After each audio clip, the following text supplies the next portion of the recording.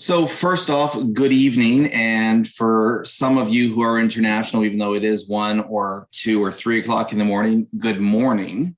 I see Mary has the ducks behind her. I do want to thank everyone for taking the time and joining us this evening. We are going to have a great crowd. Like I said, I want to thank everyone for joining us this evening as part of the Abraham Global Peace Initiative Speaker Series. Before we begin, I think it's important to note that in Canada, which we're not all in right now, but today in Canada marks the inaugural National Day of Truth and Reconciliation. As we reflect on this dark chapter in our nation's history, the Abraham Global Peace Initiative asks that everyone take some time to reflect and recognize the horrors of Canada's former residential school system and honor the lost children and survivors. Global Peace Initiative, we want to acknowledge that we are situated in Toronto as an organization. And while collectively this evening we are truly global, we hope you can take a moment and think about those whom we've inherited this land from and those whom we've borrowed it from. The Abraham Global Peace Initiative would like to recognize that many of the Indigenous peoples have longstanding relationships with the territories upon which they are located, all of which precede our settling and the establishments. AGPI acknowledges its presence on the traditional territories of many Indigenous nations. The area known as Tekaronto has been caretaken by the Anishinaabe Nation, the Haudenosaunee Confederacy, the Huron-Wendat, and the Métis. It is now home to many Indigenous peoples, and we acknowledge the current treaty holders, the Mississauga of the Credit First Nation. This territory is subject of the Dish and One Spoon Belt Covenant, an agreement to peaceably share and care for the Great Lakes region. Tonight's speaker and discussion is with Dr. Jonathan Marion. Dr. Marion is a professor, I'm having difficulty speaking tonight, is a professor of cultural anthropology at the University of Arkansas. He received his PhD in psychological and cultural anthropology from the University of California, San Diego in 2006. His dissertation focused on how participation in this expressive, performance, and aesthetic activities shaped personal and collective constructions of deeply gendered meanings and identities. He is the author of several books, of which Apprenticeship's Pilgrimage, Developing Expertise Through Travel and Training from 2018 with Dr. L. Miller, won the Anthropology of Tourism Interest Group's 2018 Edward Brunner Book Prize.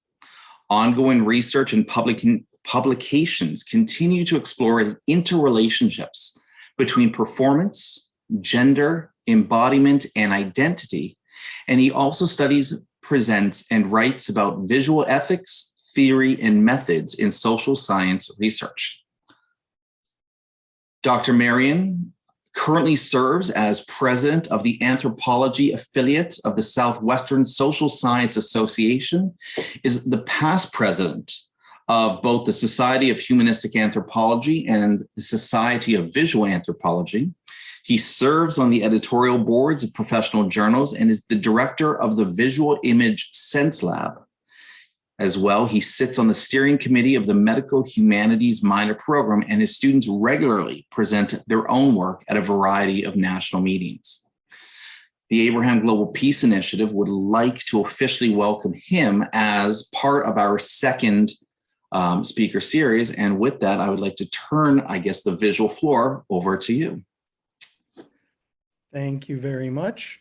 I really just want to start by thanking you for the welcome and also for just having invited me. This was a really interesting opportunity in that my master's thesis over 20 years ago had been looking at the role of existential meaning, but in cultural anthropology. And so it's something that's been in the back of how I think and teach, and also just, inform some of my coaching and my consulting. But at the same time, I think right now with human rights issues and how it informs, intercultural relationships across the globe, it's a really important time to be revisiting these things. And so really welcome the opportunity to speak to those issues. The sneezing you hear in the background is not me. My cat is having an allergy attack. I don't know what to do about that. I'm going to try and share screen again. We had checked it out on my other backup computer. So I want to see how this one does.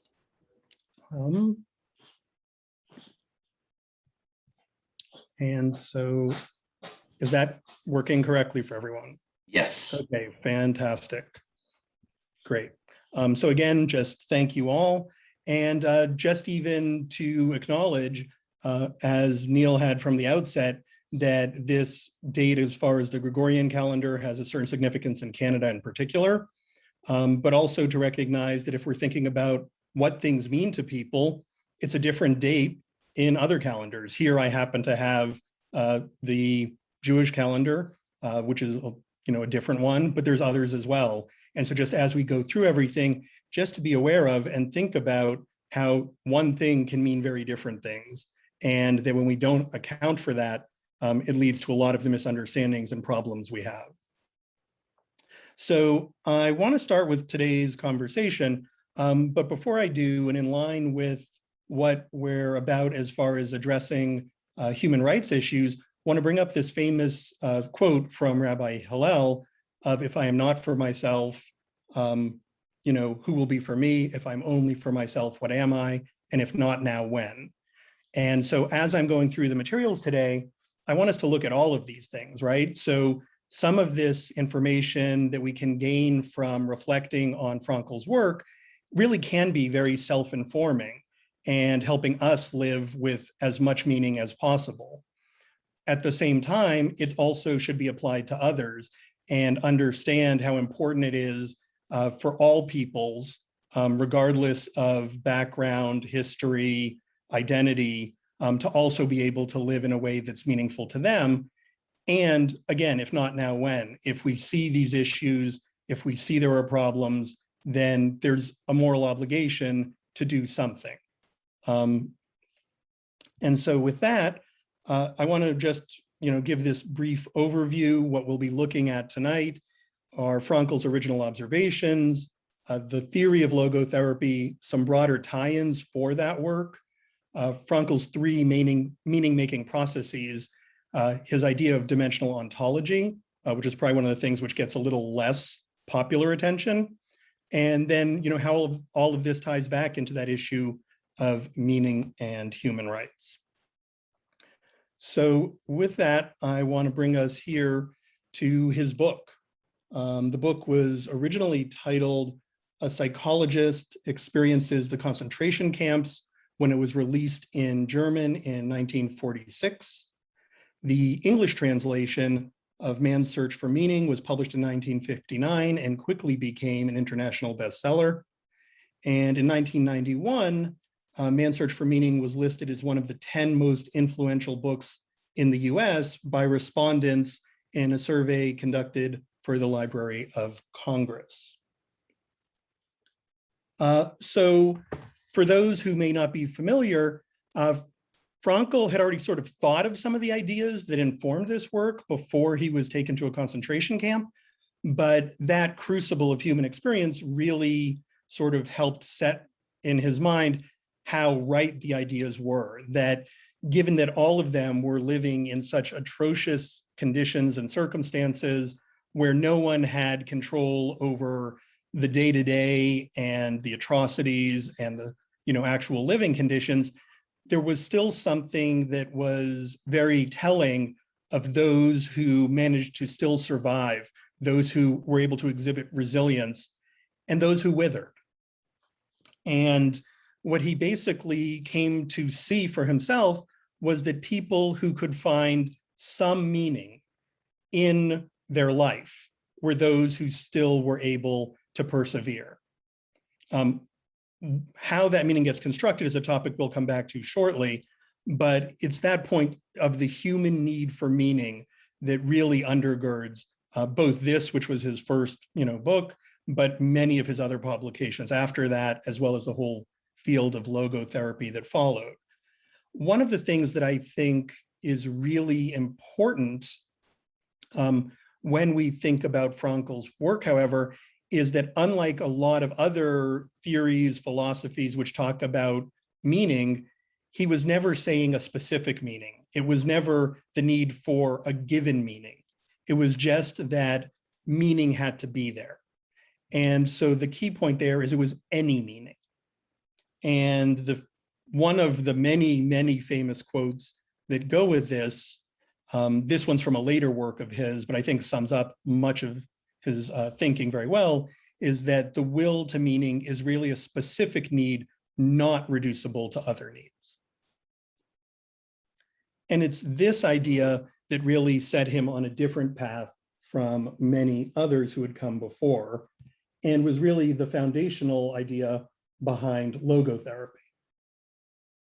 So describing the will to meaning as the most human need and the most human of all human phenomena, Frankl places the importance of meaning at the core of his conception of humankind. And, derived from the Greek of healing through meaning, logotherapy is often referred to as the third school of Viennese psychology after Freud's psychoanalysis and Adler's individual psychology. And in broad strokes, where many would summarize the central motivating force of Freud as will to pleasure and of Adler as will to power, for Frankl, as we've seen, it's this idea of the will to meaning. As scholars such as Aaron Appelfeld and Carol Lewin have pointed out, the severity of the circumstances within which Frankl refined his theory represents human existence at its most dire. The very starkness of such circumstances brought to the fore existential issues often overlooked in daily life.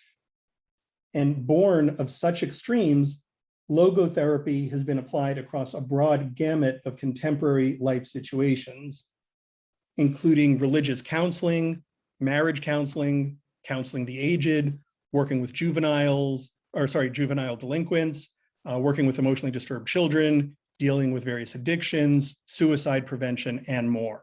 And these were some of the things that were already documented as effectively being addressed through logotherapy, through helping people find meaning that fit for them, that made life meaningful for them already by the mid-90s.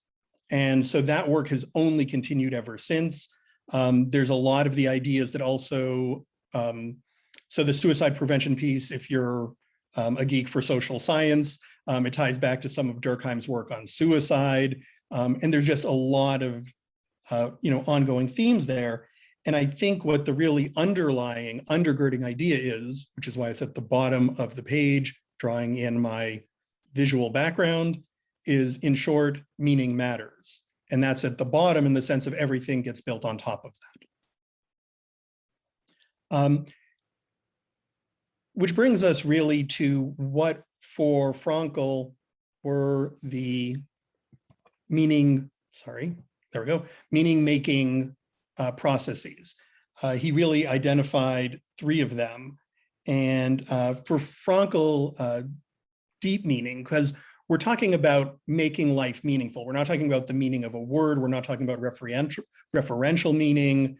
We're not talking about misunderstandings of meaning. We're talking about a meaning to live, a meaning that makes life worthwhile, a meaning that is motivational.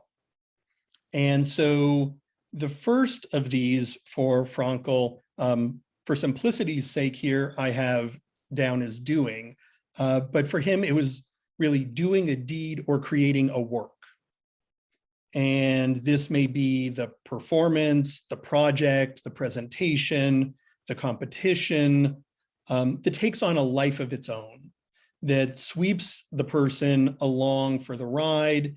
And it is no longer something which someone does, but at least in that time and place, informs who one is. So one example here is gardening. For some people, just their garden. For other people's, it may be an athletic pursuit. For others, it may be some type of art. But it's in doing something. And just while you're doing that, you're most you. And everything sort of makes sense because the day-to-day stuff doesn't sort of enter in that.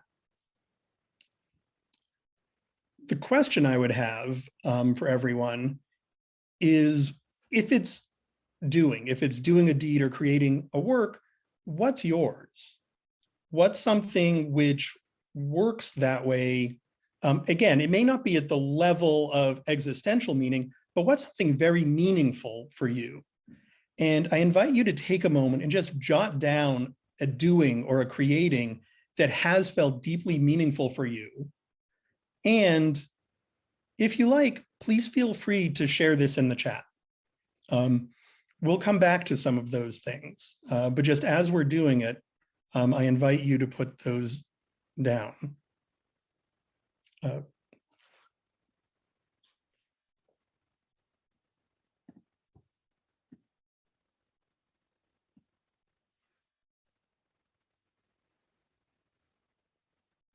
Nice. Yeah, I see a few of those coming through. Thank you all.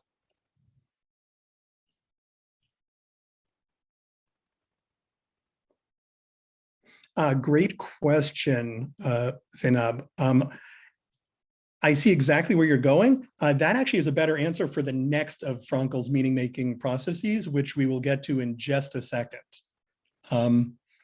But yeah, I think, again, I can't say yes or no to anyone or any of these because, again, part of what's so unique and important about Frankl's vision of this is that it is what is meaningful for each person. It's not an idea, it's not a framework of here is what is meaningful. So just so I can respond to that question that was there in the chat, then that up again or? Oh, okay. We're good. There's just an issue on Zoom through our school. Yep, no worries. As the old saying goes, life is what happens while you're busy making other plans. And so again, this is an example of an encounter which can be meaning for someone. And again, I think almost any parent would relate to that, but other relationships can be that. And again, it doesn't have to be with another human being for Frankl's model of this. And so again, in this same frame, I would invite you to consider what's yours. So take a moment and jot down an encounter or an experience that has felt deeply meaningful for you. And if you're comfortable and if you'd care to, again, please feel free to share that with us all in the chat.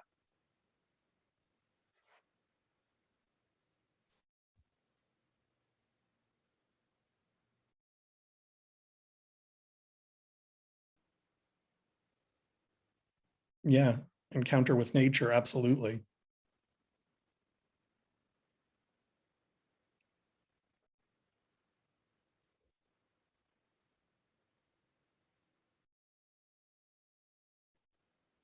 Yeah.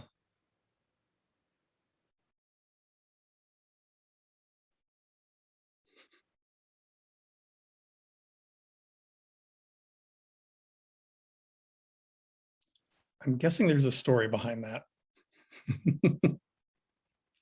Yep.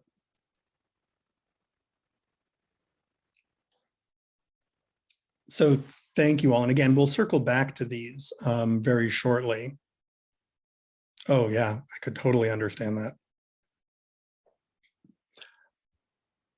So the final of the meaning-making processes that Frankl speaks about is the attitudinal.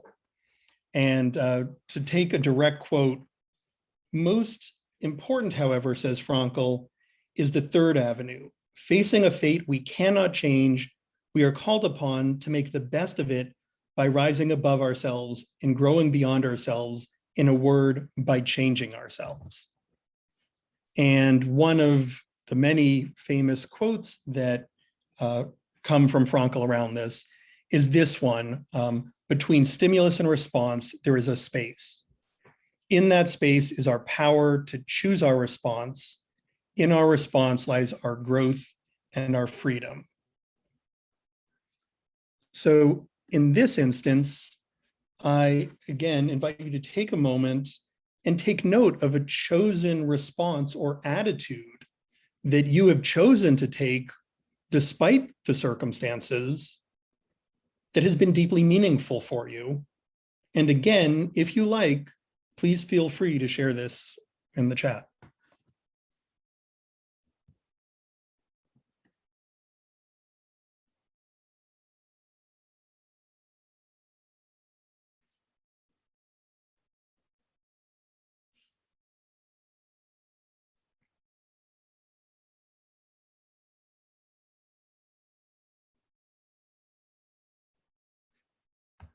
Mm-hmm.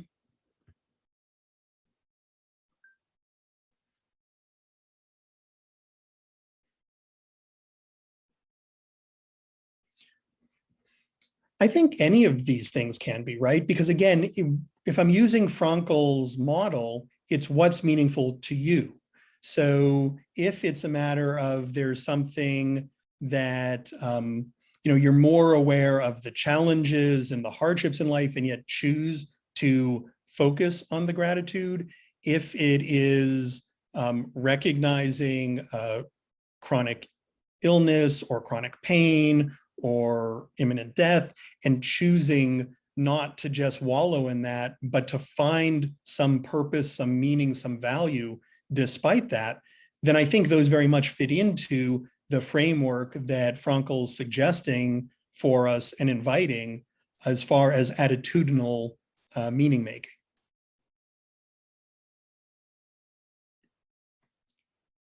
So where does that put us?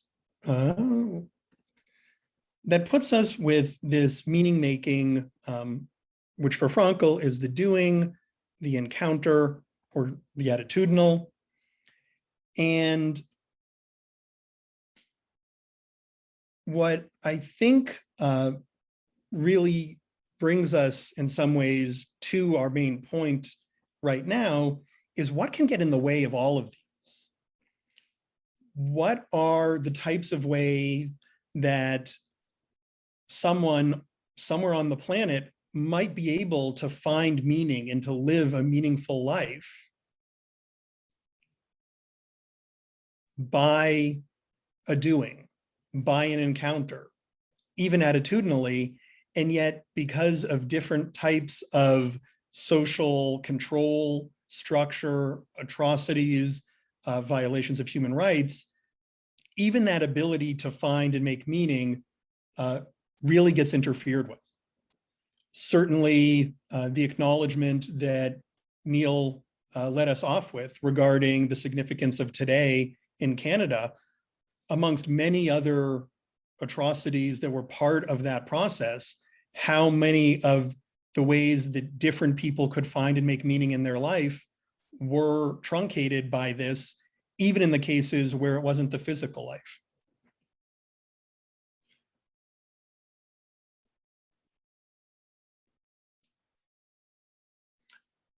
This question also, I'm posing it, not just as a point of self-reflection, as per Hillel's "If I'm Not for Myself," but also then as a preview of the important implications of Frankl's work for human rights in the world today, for Hillel's "If I Am Only for Myself." We will return to this very shortly, but there's one other concept from Frankl that strikes me as especially important in this space, and it's one of them that I don't think it gets shorter shrift as far as popular awareness and understanding. And that is the concept of Frankl's concept of dimensional ontology. So Frankl describes his conceptualization of dimensional ontology as follows. Don't worry, I'll provide a related diagram in a moment. So if you have trouble picturing this in your head, I got you covered. But in Frankl's words, imagine a cylinder, a cone, and a sphere. The shadows they cast upon the horizontal plane depict as three circles which are interchangeable. We cannot infer from a shadow what casts it, what is above it, whether a cylinder, a cone, or a sphere. So I'm not using that exact illustration, but actually one of the ones that I had back in my master's thesis way back in 2000. And again, it's this idea that depending what direction you look in this case, if we are looking, at that horizontal, or what's projected on the vertical plane, if you will, there's something really interesting there, right? Because if that's a shadow and they look the same, so this is really important because therefore different underlying things, different causes, different concerns, different motivations, different values can look the same depending what you're seeing, because we can't actually see a cause, a concern, a motivation, a value, a belief. We only see how those things manifest. We only see the shadows of those in how they're lived. And so this is one of the places where I think there's lots of room for misunderstanding and judgment and feelings of betrayal when it's like, well, no, but that's not what that's not what's there. And it's like, well, it really can look the same and be something different. At the same time, there's the other way to look at it, which is if we just look at the left side of this, that depending where you look, actually the same underlying thing, the same underlying cause, concern, motivation, value, what have you, can look differently, can show up differently depending how you're looking at it. And so I think that at the risk of speaking for major world traditions, maybe this is what's going on with religion. If there really is some type of divine entity, how much hubris is it for any human to think they have the totality of that? And perhaps it's just a matter of different angles of understanding. I don't know, just a possibility. And with that, it sort of brings me to this idea of where meaning and human rights really intersect. And in that regard, I just want to first acknowledge the Abraham Global Peace Initiative for the work it's doing in this right already, even though it's such a new organization, and inviting a talk like this, as well as all of the other speakers in this series, but all the other work they're doing as well. And one other organization, which I hope it's okay to acknowledge, Neil, is Innovations in Peacebuilding International. All of my pro bono coaching work last year was with them. And it's another organization that's looking at, peace is not just the absence of conflict. And how do we actually build towards more peace? And with that, it brings me to two questions, which I will shortly put in the chat just to refer back to, but I'm really going to wrap up with this just as sort of a prompt and a background so we can actually have a discussion about all of this. But so one of these questions is under the umbrella, under the topic of meaning and human rights, why do meanings matter as far as human rights issues, as far as cross-cultural understandings, as far as combating all types of isms? And the second one, why do meanings matter and how should meanings matter?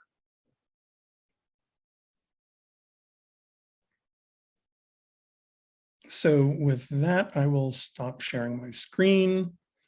Now I can actually see everyone much better. And if I can, give me 1 second. There we go. Just grabbing those two questions. And there they are in the chat.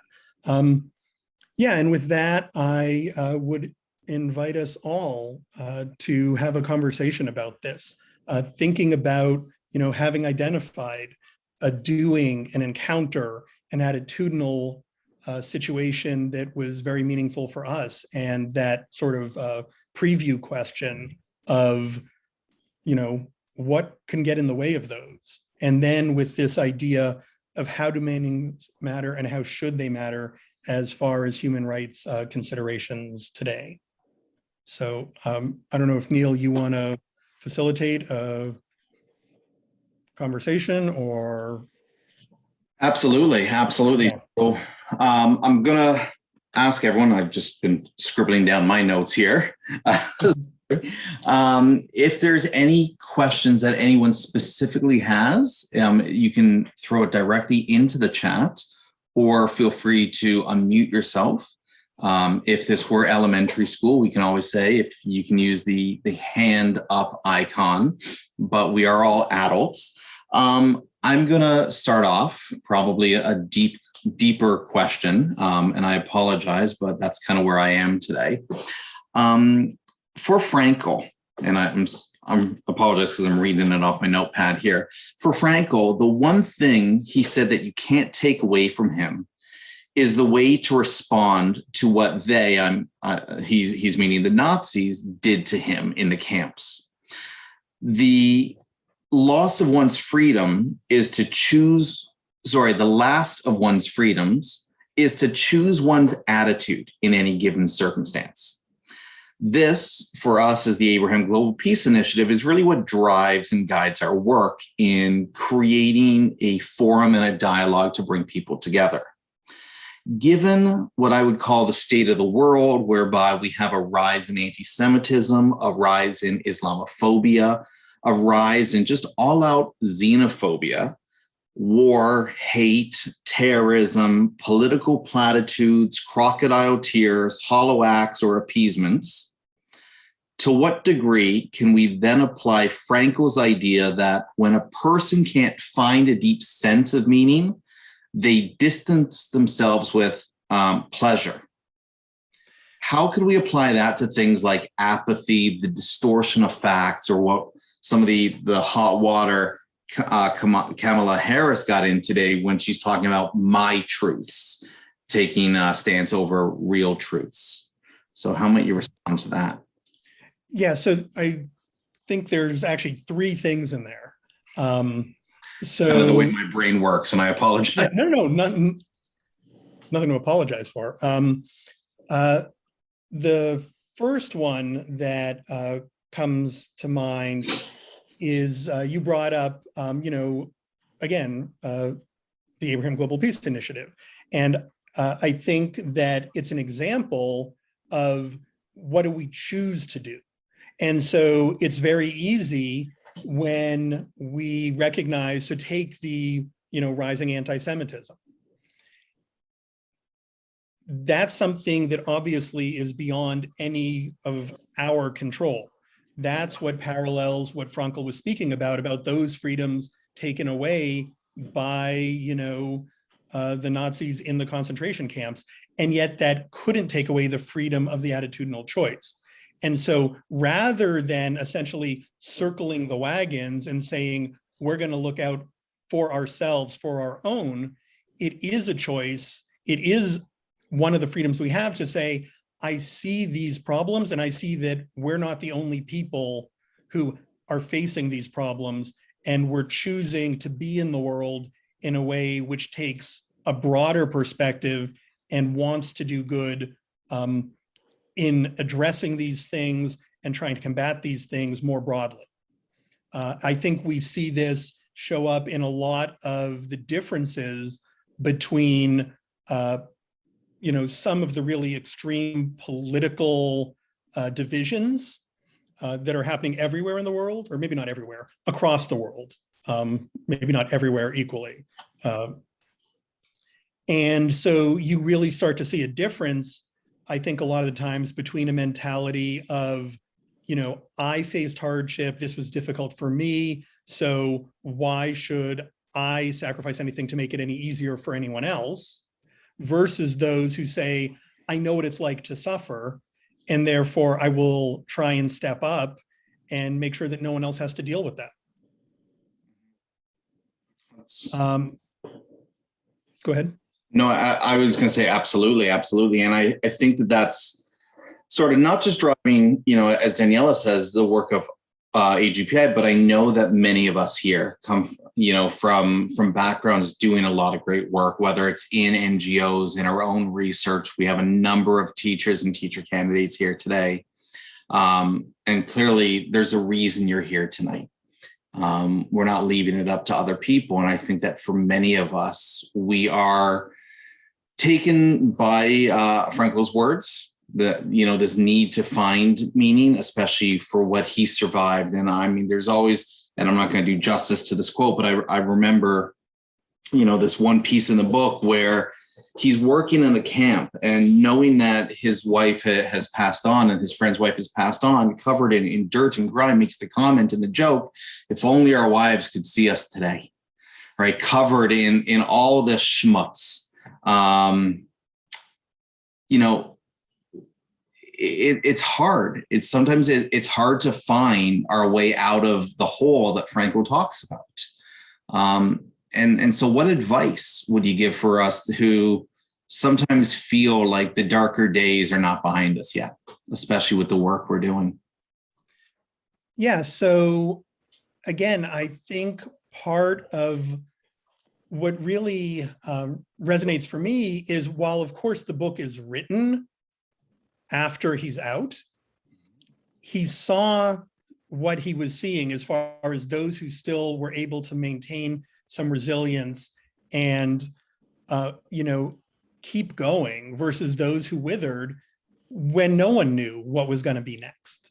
And so it's, in that framework. And so if we go back to those different types of therapeutic interventions that I had briefly, shared before, the people who are on the receiving end of those therapies at the time, they're not on that other side yet.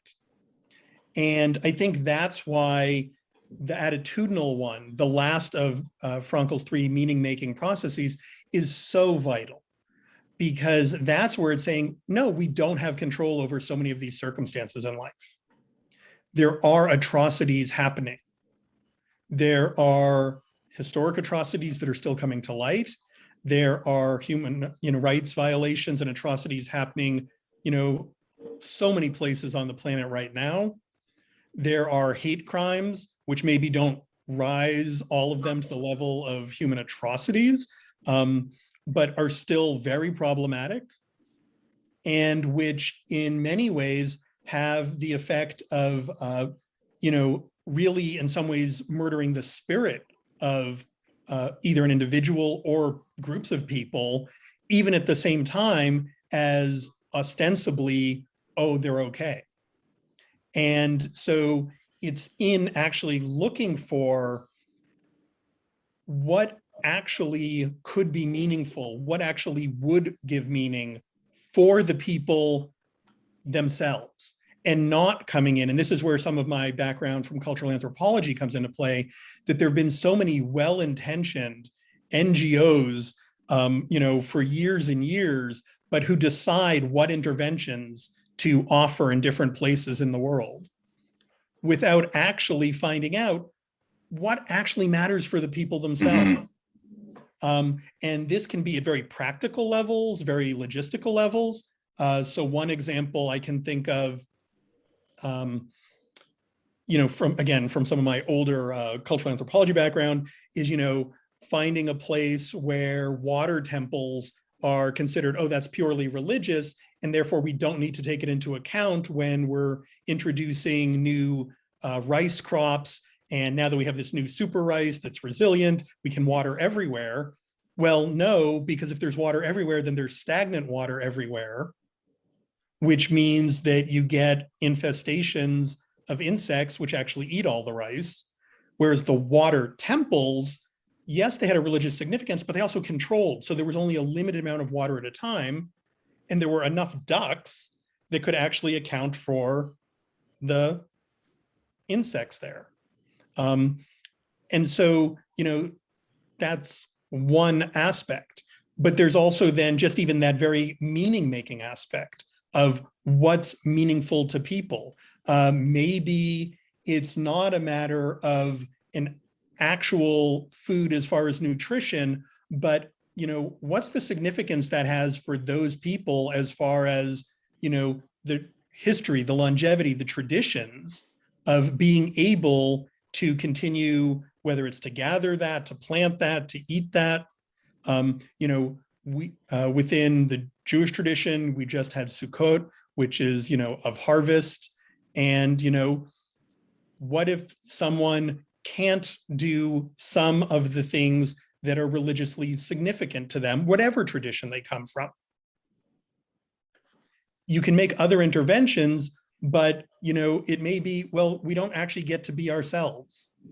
And so as we're looking to try and help, to try and address, to try and bring attention and awareness, it's so important to get the voice of people themselves to say what's meaningful to them. And I think that that's something that's often left out of, on one hand, NGO work, another is missionary work, in another, it's just overall acts of humanitarianism, is almost this recolonization that we come back in, we try to make things better without the realization of the role of indigeneity, the role of elder knowledge, the role of how communities acted as communities for thousands of years before any body came in to disrupt that. It reminds me of what Frankl talks about with the prisoner when he says how beautiful the world could be, right? Almost as reflective, but in that sense, this realization of what it was, right? And that we have this moment in time where it's almost, it's cathartic. We finally have hit rock bottom and we realize that even in the darkest of days, there's only one way to go, and that's up. Mm-hmm. And, I can't imagine what Frankl lived through. Some of us in this virtual room know my father is a survivor. I've lived with his lack of story his entire life. My father was born in a camp weeks before liberation. And I can't imagine. I mean, his words are powerful. They are driving me to want to know more, but I don't get it. How can we find, how can we feel the sunlight in a concentration camp, right? How do we find beauty in the flowers when you're surrounded by that? And, that's the piece that resonates me. And again, we go back to the idea of apathy. Why even get involved? Why help others if we know it's just not going to end? And how would you respond? Not to make any light of that, but it reminds me of different people have different versions of the story of, walking down the beach and seeing, a whole bunch of starfish washed up on the sand, and one little girl running and throwing it in. And there's thousands, and, saying to her, why are you bothering? There's no way you can actually make a difference, in the numbers. And the response is, it made a difference for that one. Mm-hmm. And I think we all can probably relate to the idea of someone having made a difference for us, and hopefully to the idea of having made a difference for someone else. And again, just within that theme, because again, Frankl's work is in no way religious, but of course he's informed by a certain cultural tradition and knowledge, right? Logotherapy isn't a religious framework. But that idea of, the Talmudic idea of when you kill one person, you've killed a world, and when you save one person, you've saved a world. And it's that idea of all of the infinite possibilities and permutations that bring us to any one human being, and all of the infinite permutations and possibilities that extend forward from them. It's that idea almost of a limitless size hourglass where the person is that one speck of sand right in the neck of it. Mhm. And so my response would be in that light of, who knows the one person who you are able to reach out and help, what impact they're going to have in the world. And rather than it being only about trying to, look at things or get overwhelmed by the scale and the scope of problems, but just looking at what difference can I make? How, and even if it's not going beyond yourself, if you're at a point in your life where you just don't have those resources, it's how can I show up today in a way that's still better? And I didn't think I was going to go there, but an idea, it didn't connect in my mind before that I'd bring up this story. I heard it actually at my undergrad graduation, and I don't know where it came from. I've never heard it again. So if anyone has ever heard this, I'm looking for a source.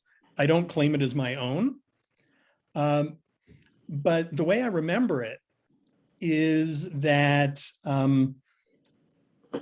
there's a father who it's Saturday morning, and he has a lot of work that he needs to do over the weekend, and he's at his desk and working on it.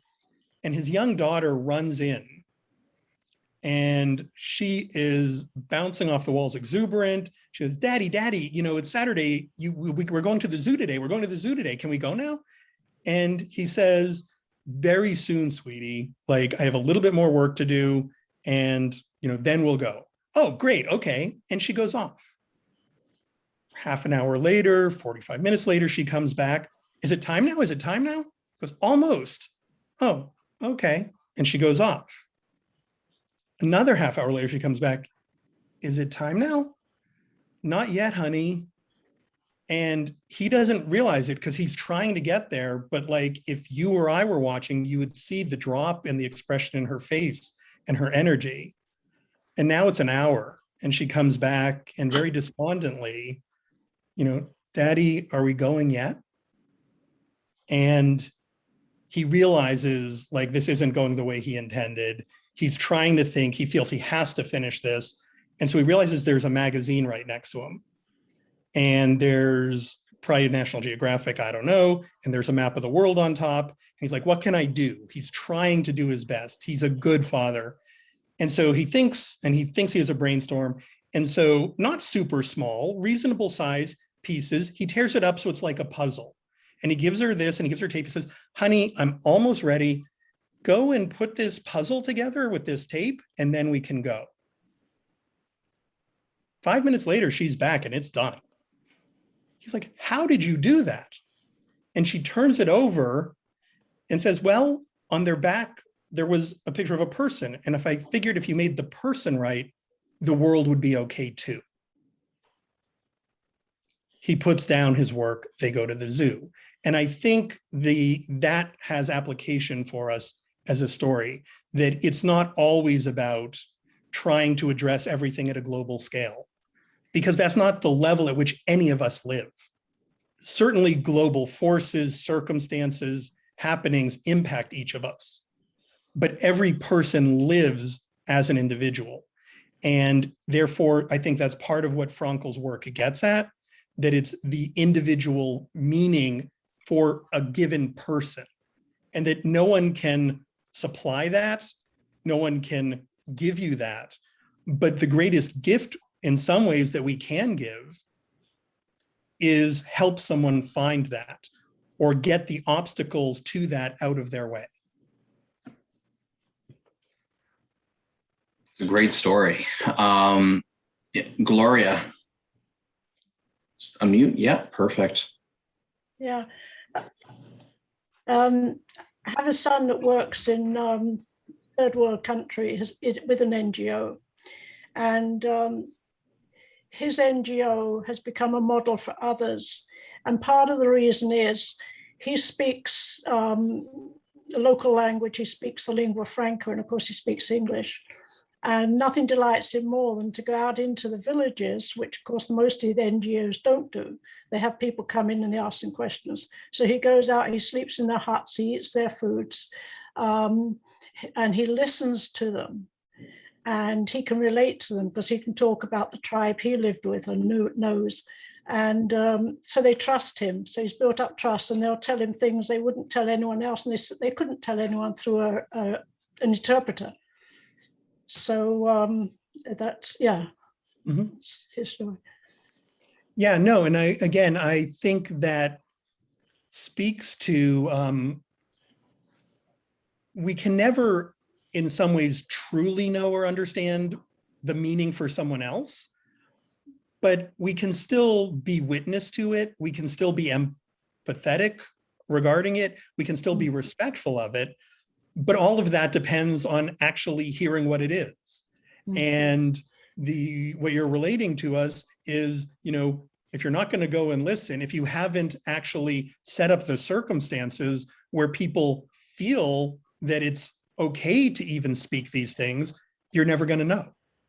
I know, I don't know, 5 years ago, 6 years ago now, I had taken some students down to Belize as part of a faculty-led program. And from our university, we had different faculty from different departments going. I was leading the anthropology students, and we had some great guys from the local community who were essentially guards for our students at night in the town where we were staying, down in Dangriga. And, they would be on bikes and escort students back and forth if they needed to go between the different places they were staying at night. And I would go out and talk to them every night and just find out what their lives were like. And it was only later that I found out from them that it was my first year there. Other faculty had been going down for 5 years already. No one else had actually bothered to talk to them, when they were just hanging out doing nothing. Like, they talked to them as far as what you're doing for us, what we're employing you to do, but not actually just talk to them and find out about their lives. I think, let me just comment there, and I see Mary, you have your hand. I think that really goes to the foundation of how we're trying to educate our future teachers today, is the importance to no longer be, or at least to embody, this idea of gatekeepers of knowledge, but rather, that we're Sherpas, we're listening, we're carrying them as far as we can, but the importance is listening to them, being embedded in their curriculum, understanding the pathways that brought them here. Theory is great. Theory is written disconnected from the trenches, right? Is why generals never fought wars, but soldiers did. And this idea that it is so important to be embedded in the communities we're working with, know how life works there. And I tell my students, go visit communities, try the food, visit understand the holidays, community centers. And I think that that's also what Frankl was talking about, right? In our search for meaning, it's through understanding others that we come to understand ourselves. It's through sharing experiences with others.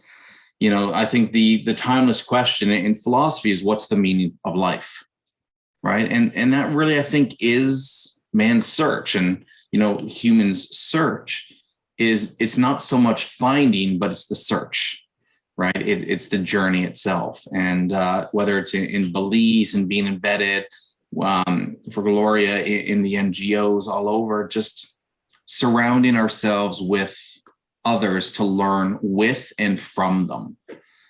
Mary, and you're on mute, just a reminder. If I could, Mary, actually just respond to that first, if that's okay. Absolutely. Thank you. Yeah, because you remind me of a couple of things there. I remember when I was just had finished my PhD and was applying for my first positions. And of course, one of the things you had to write was a teaching statement. And they wanted to know about, what you taught. And then even later on, when I was applying for, nominated for, got some teaching awards at different universities, again, they want, tell us about what you teach. And it always struck me as a very strange question, because yes, there's a subject matter which I have some expertise in, but what I teach is actually, whom do I teach? I teach students. I don't teach anthropology. Anthropology is there, it's a framework. I share that, but I'm teaching students. And therefore, again, you don't deliver the same material to an expert in your field, to a 5-year-old, to a casual acquaintance. And so this idea that it's just the content that matters, I think, we all recognize it in other domains that doesn't work, but I think that needs to have more sort of gravitas, if you will, in educational settings now. And just the other thing that came to mind, it's a quote I use for all of my classes. It comes from Malcolm Forbes Jr., and I do appreciate the irony of some of the Nazi background from the family there, and I acknowledge that when I bring this up as well. But the quote, I think, is very important, and he says, "The purpose of an education is to replace an empty mind with an open one. Our jobs is not, as educators, to take, quote, empty minds, though of course there are no such things, and cram them full of knowledge.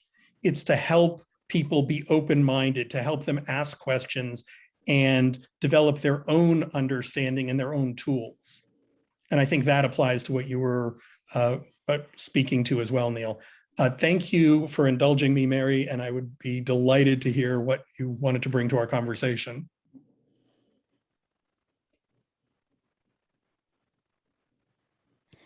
No, I was just thinking that earlier, Jonathan, you were talking about how can beauty be created or come from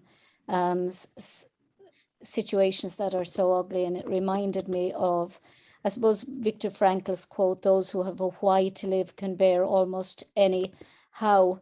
And that in turn, I suppose, I researched the life of a child called Peter Ginns, and he said that the seed of a creative idea doesn't die in mud and scum. Even there, it will germinate and spread its blossoms like a star shining in darkness. And that really got me thinking about how important it is to have something in your life that actually, no matter what, is the impetus that pushes you forward. And from the people I've interviewed down through the years, from all different backgrounds. I mean, Mariam Ibrahim, who was sentenced to death in the Sudan, and Michael Metelitz, who's a Holocaust survivor, whose daughter was trying so hard to try and remember his story, and Bernice Eisenstein, who constantly said she was injecting hate into her every day, trying to get closer to the lost and found department of her parents' memories and trying to remember those. And Dalkanisa, whose parents were Muslim and persecuted in China, and Candice Mama, who forgave Colonel de Kock for killing her father during apartheid. All of these people suffered in different ways, but what all of them had was this determination to try and find ways of either making, in Dalkanisa's case, trying to speak to the United Nations. He never saw his family again, but the drive was to make sure that he could be the voice for the Uyghur Muslims in China, and Susie Metelitz to be the voice for her father, and Mariam Ibrahim to be what drove her was her faith. So every one of them had this drive that actually gave them a reason to live, and a reason to actually love, even those who wanted to remember and those who wanted to forget. There was something driving them to take the choices they did to get them through that day and into the next and the next and the next. And it is true, and I do believe that Peter Ginns was right, that beauty can come from even the ugliest situations. That if you want to try, or if you have the will to try and find beauty in it, either through creativity or through good deeds, or just through living. Yeah, and again, I think all of those are really important and powerful examples of what set logotherapy apart from the other schools of Viennese psychology at the time, right? So again, the will to meaning, and you just use those exact words, right? And so it's that there is a human need for meaning. That's, really the central tenet of Frankl's framework. And it's not, there's a need for a specific meaning, but there is a need for meaning. And that's why that third of Frankl's processes for meaning making, the attitudinal, is so important, because we may not, whether for ourselves or in support of others, actually be able to offer interventions for doing or for encounter. There are circumstances where those things are just not possible. But rather than trying to impose our own frameworks on people, and this in some ways speaks to your comment in the chat, Daniela, regarding politicization of education, rather than trying to impose what may be meaningful to us, if it's about helping people find their meaning, if it's being catalysts for that, then we amplify the resilience of the human spirit in those people for themselves. I see a hand from Zainab, and if I'm mispronouncing that, please do correct me. You're on mute. Okay, I have a question.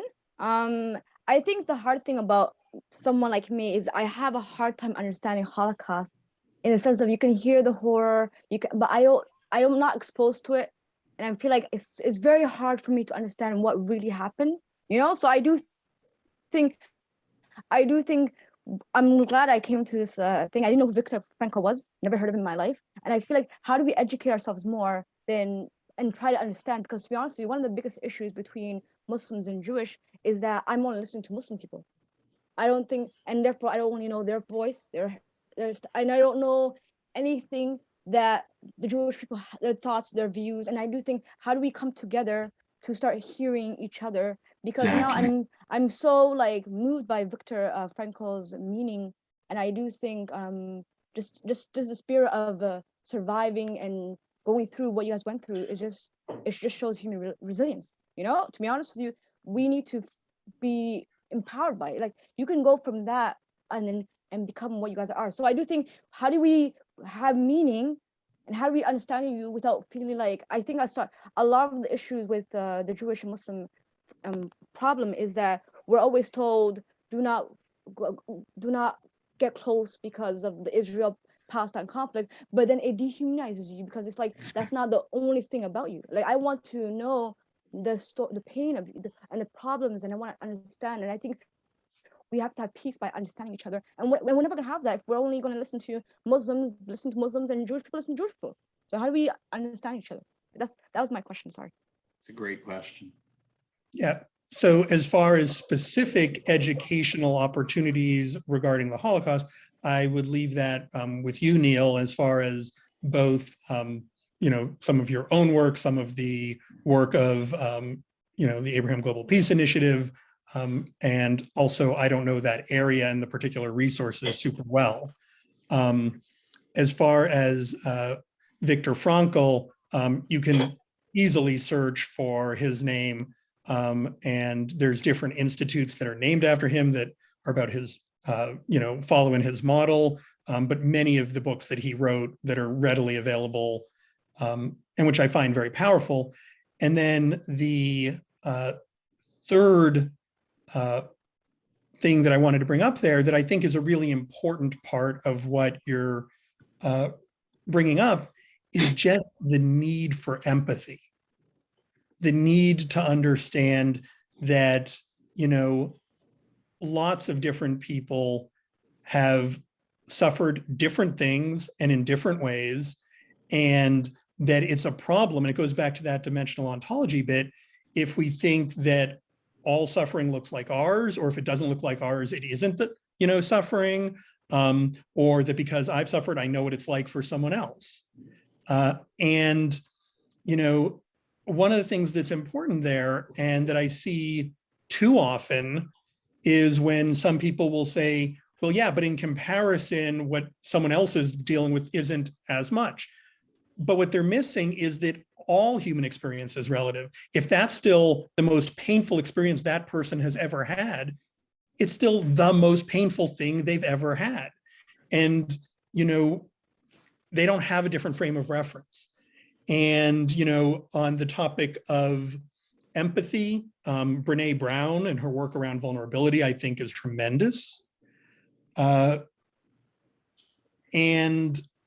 I just think there's that real importance of, actually listening to other people and taking their word for what it's like for them. Don't try and use our frames of reference. And so that comes to what within anthropology we refer to as ethnocentrism. And it's a word that many people are familiar with. But I think there's really two versions of it. And I think there's the more common version, which people are familiar with, which is, thinking that, your way or how you think about things is better or superior to anyone else's. Personally, I find that very problematic. I would hope anyone here would as well. But I don't find it the most dangerous and damaging. Because saying, I think my way is better is at least acknowledging there are other ways. I think the much more insidious version, the much more damaging version, is taking for granted that the way we understand something or think about it is the only possible way.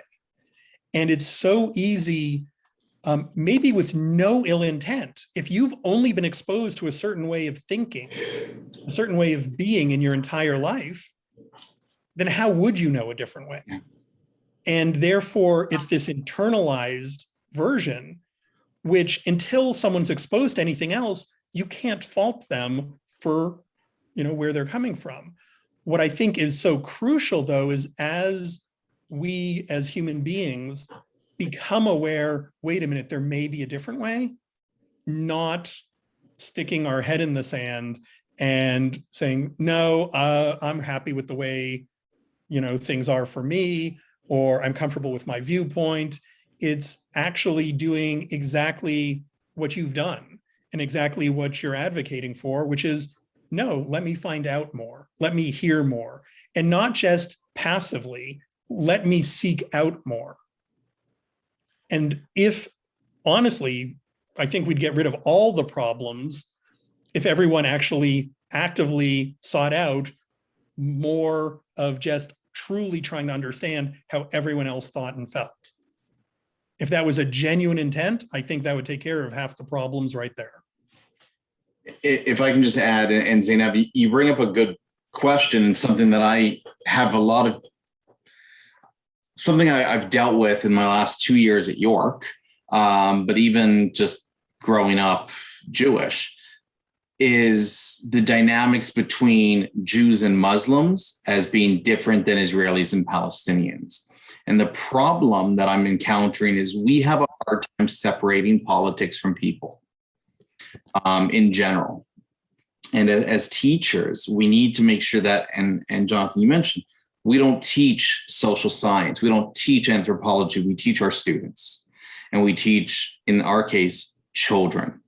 And it's important, on one hand, to contextualize, but something you'll hear often, and hopefully many of us have not had to hear it often, is what's called the oppression Olympics, right? One-upping, well, my genocide was worse than your genocide, or,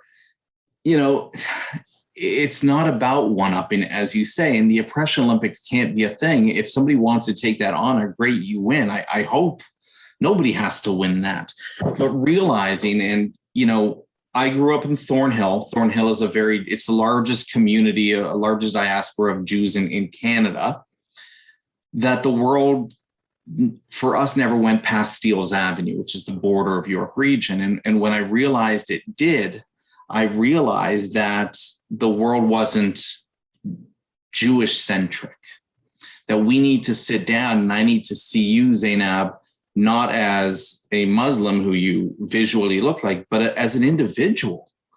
And I think that that's hard for people, especially when we have visual clues of what somebody's background might be. And so as a teacher, I can't start with teaching you the Holocaust. It's just a page in a textbook for you.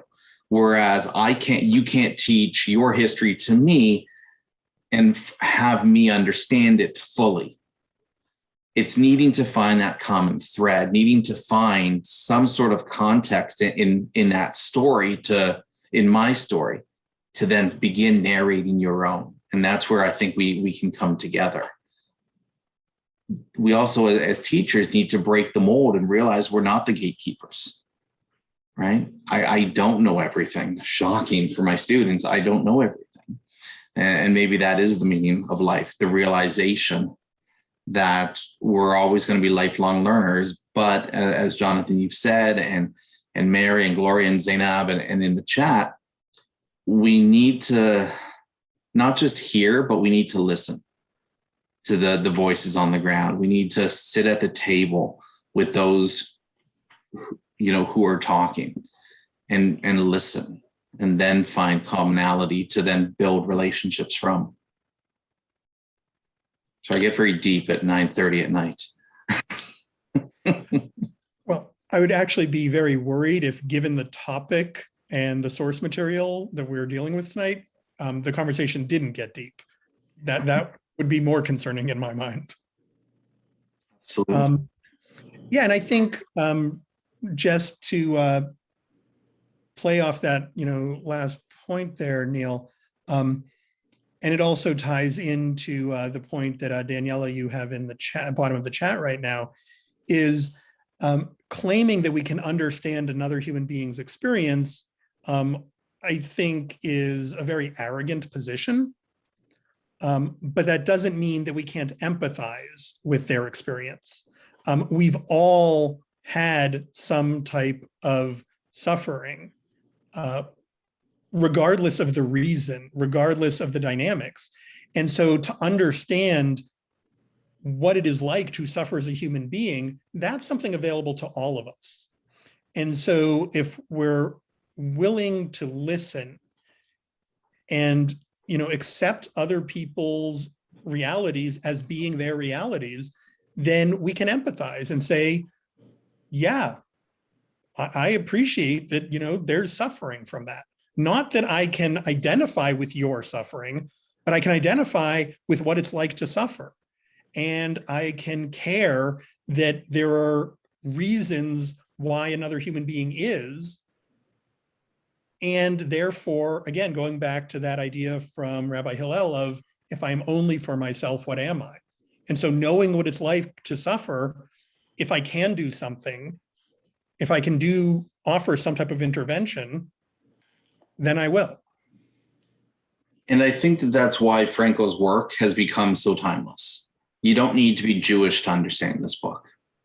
You don't have to have a connection to the Holocaust to understand this book. Sadly, I think what works on so many levels is there's been so many atrocities for so many different cultures and races and religions and genders and so on, that everybody sadly can find meaning in his work. Going back to Zainab's point that you don't need to be an expert on the Holocaust to read his words and say, the world sucked. It probably still will tomorrow, but we can do something about that, right? That drop in the bucket will eventually create ripples. And I think, to me, that's the biggest takeaway of his work. Just so happens that I share the same background, but I didn't read this book as a Jew. I read this book as a teacher. And I think that that's how we need to see it. And I know many of us in this room are social scientists or social science teachers. We need to read it with that understanding as to why did we come into this profession, right? And where his work, I think, needs to be contextualized. Yeah, and I think that's a really important point, again, in the sense of it's written from a particular set of circumstances. But again, as we all know, while the Jews were, as a single group, the most affected by the Holocaust, they weren't the only ones affected. Correct.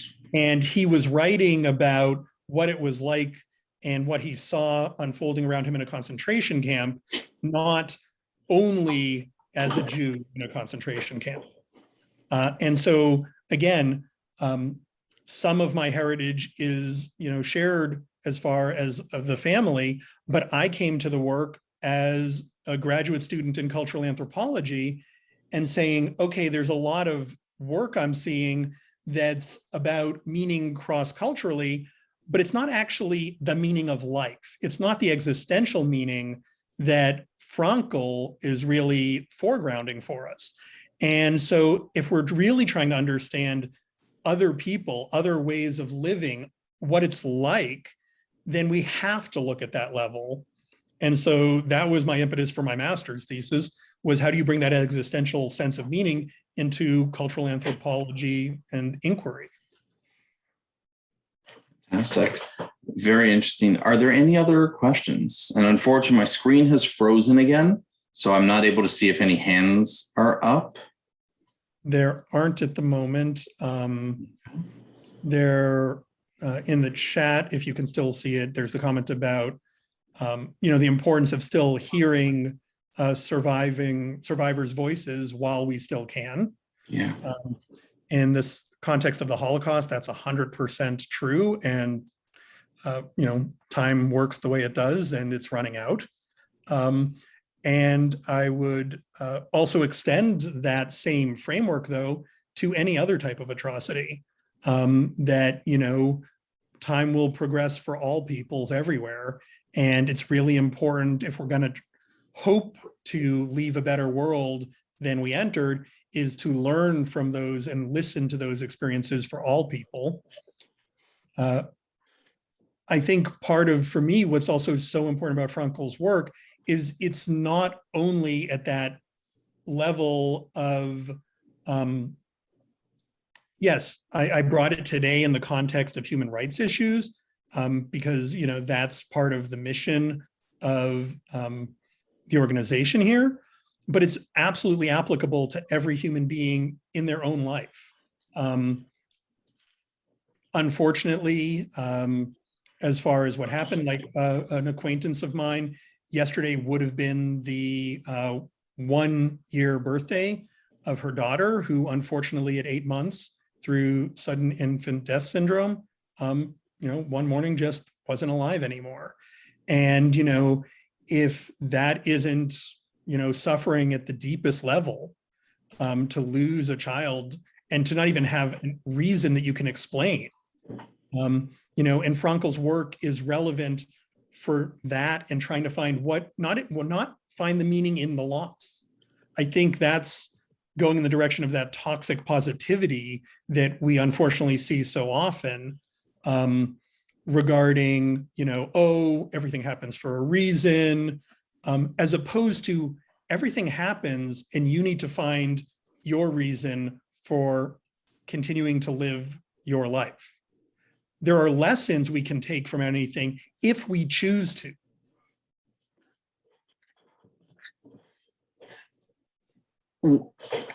And I guess on that point, I just want to sort of circle back to the idea that I do that just for Mary, because I know she loves when I say circle back, is just finding even meaning today in that reflection I spoke about earlier with the significance of today. Mm-hmm. Marking the importance of recognizing the Truth and Reconciliation Commission. I cringed when I heard people call today a holiday, because when I think of holidays, I think of, Hanukkah, Christmas, Kwanzaa, celebratory events. Whereas today is a day of reckoning, recognition, and somberness. The idea of these children, right? And hopefully giving a voice to the ghosts. And not to find that everything happens for a reason, that this toxic positivity, but maybe it is these voices we're listening to, these ghosts that we're finally listening to. And it was Murray Sinclair who, in a news broadcast today, said, when talking about residential schooling today, we need to tell these stories because the survivors are not all with us anymore. And we can apply that to any atrocity, and not in an oppression Olympics type trumping one up to another, but it's the reality is who's going to tell their story when they're gone. And the time is tonight. And so, Jonathan, I want to thank you tonight for your discussion. I think it was extremely not just interesting, but thought-provoking, especially the way just trying to contextualize this work that was written through experiences in one of the darkest horrors chapters of our life, of humanity. But the fact that it's so applicable still today, I think you really shed some great ideas on that and shed light to these topics. And I thank you for, again, taking the time. I know you have an extremely busy schedule, and thank everyone for showing up. I do want to invite you, and I see that Judy Orrin is here. I bring that up because Judy is giving us a talk in November. I'm just checking the dates right now, November 18th. And for those of you who are wondering earlier in Jonathan's talk, what Find with the Pleasure, Judy had written, purchasing people. And there is more to that story. Jonathan, you are correct. And I would say that to understand that story, please join us on November 18th when she talks about the experiences she lived through and the story in her book, Cry of the Giraffe. That's not to say that the other speaker series are not as important, but knowing that I'm giving one in between then, I'm highlighting hers because I've now read the book twice, Judy, since you and I spoke. Jonathan, you prompted me to read Viktor Frankl again, and I think I now have to read it a third time to understand it in a different light. So I do want to thank you all. I know you all, like I said, have busy schedules, but I do appreciate the time. Please, obviously, stay attuned to some of the work the Abraham Global Peace Initiative is doing, not just with the local school boards, but next week there's going to be some big news as we're heading off to make some announcements at the United Nations. We've been invited to talk. So for us, it's that global conversation, bringing the world together to sit at a shared table, to, eat some hummus together and just yell and complain and try to listen and understand. So thank you very much. Have a wonderful evening. And I will be emailing everybody to invite us to the next ones. So have a wonderful night. Thank you.